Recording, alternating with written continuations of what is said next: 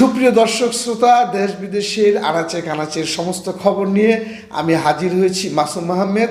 শিক্ষা নিউজের পক্ষ থেকে আপনাদের জন্য অনেক অনেক ভালোবাসা, শুভেচ্ছা। সাথে থাকুন, দেখুন শিক্ষা নিউজ।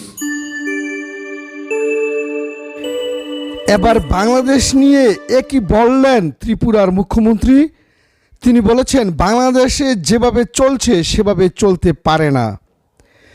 ভারতে ত্রিপুরা রাজ্যের মুখ্যমন্ত্রী মানিক সাহা বলেছেন, ভারত ছাড়া বাংলাদেশের পরিস্থিতি উন্নত হবে না। বাংলাদেশ যেভাবে চলছে সেভাবে চলতে পারে না। শুক্রবার বিশ্ব পর্যটন দিবস উপলক্ষে আয়োজিত রাষ্ট্রীয় এক অনুষ্ঠানে তিনি এসব কথা বলেন। খবর টেলিগ্রাফ ইন্ডিয়ার। এ সময় ত্রিপুরার মুখ্যমন্ত্রী বলেন, বাংলাদেশের স্বাধীনতা সংগ্রামে ভারতের অবদান তাদের মনে রাখা উচিত। মানিক সাহা বলেন, বাংলাদেশ নিয়ে কথা বলে লাভ নেই। আমরা ভেবেছিলাম যে বাংলাদেশে অর্থাৎ বাংলাদেশ ভারত ফ্লাইট পরিষেবা এখনই শুরু হবে, কিন্তু সেখানকার বর্তমান পরিস্থিতি এই ফ্লাইট চালু নিশ্চিতভাবেই একদিন ঘটবে, কারণ ভারত ছাড়া বাংলাদেশের অবস্থার উন্নতি হবে না।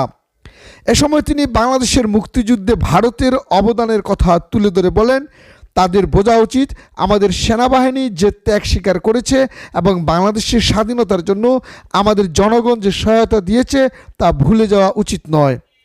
মানিক শাহ আরও বলেন, আমি তাদের অর্থাৎ বাংলাদেশিদের বারবার বলবো, মনে রাখবেন ত্রিপুরার জনগণ কিভাবে আপনার স্বাধীনতার জন্য সাহায্য করেছিল। আমরা সম্ভাব্য সব উপায়ে সাহায্য দিয়েছি। বাংলাদেশে যেভাবে চলছে সেভাবে চলতে পারে না। শিকর নিউজ ডেস্ক, ঢাকা।